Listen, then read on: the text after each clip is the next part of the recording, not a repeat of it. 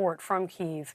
And out front now, Republican Congressman Don Bacon of Nebraska. He is a member of the House Armed Services Committee. Sir, you had multiple tweets and retweets fact-checking President Trump's false claims that Zelensky is a dictator and that Ukraine started this war. What is your worry about the president echoing Russian propaganda? Well, the president needs a do-over day and start again. He took a bad turn. I think what he said is wrong, and it's a shame. I think many Republicans, I'm not saying all, but many Republicans know what the president said today was wrong. Putin started this invasion. He is the dictator. He has killed all of his opponents. Zelensky was rightfully elected. He is under martial law, and they have under their constitution that they can postpone their elections while under martial law. Ukraine is the victim. And I would ask that our president stand on the side of freedom, the side of democracy, the side of the victim, not the invader, and stick up for what's right. And so I wanted to be very strong in my words today because this Republican does not agree with what the president said.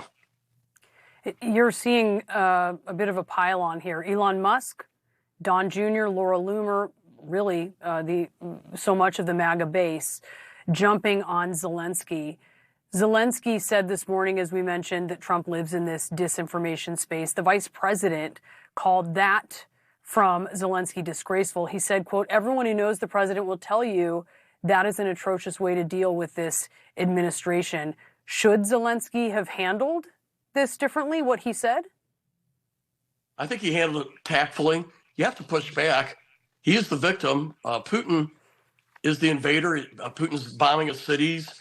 Russians are obliterating the towns that they have taken over, and they've assassinated or murdered prisoners of war. They've raped and pillaged. Russia's on the bad side here, and we need a president that has moral clarity when it comes to this war. And I right now don't see that. I had hoped the president would step up and be better than Joe Biden. I felt like Joe Biden was slow in getting weapons there. He was using rules of engagement that restricted Ukraine. It was really feeding the gridlock.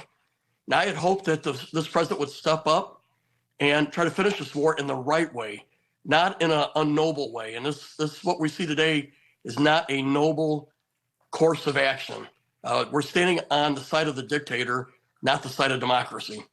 To that point, you posted about the Munich Agreement, where the UK and others gave the German-speaking part of Czechoslovakia to Hitler in 1938 without the Czechs even at the table. So I want to be clear. Are you saying that if Russia just walks away with the territory it has invaded in eastern Ukraine and the U.S.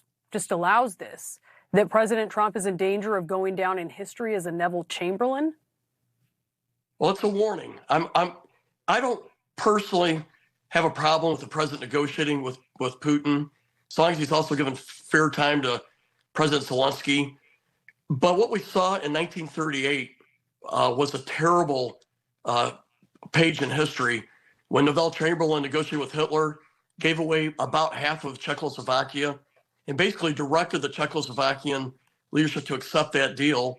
And then he said, and then Chamberlain says it's peace in our time. Then a year later, Hitler took the rest of the country and invaded Poland. It did not work. And my point is, you can't appease a dictator, someone who wants to invade. You got to stand up to the dictator. I come from the Ronald Reagan wing of our party. I do believe in peace through strength. You have to stand up to the bully. We don't have troops in Ukraine. I think that's right. But we could do a lot of things to help Ukraine prevail. And it means a lot for our national security in the long run. China is watching what Trump is doing. Iran is watching. And how you handle Putin sends a great statement to the rest of the world.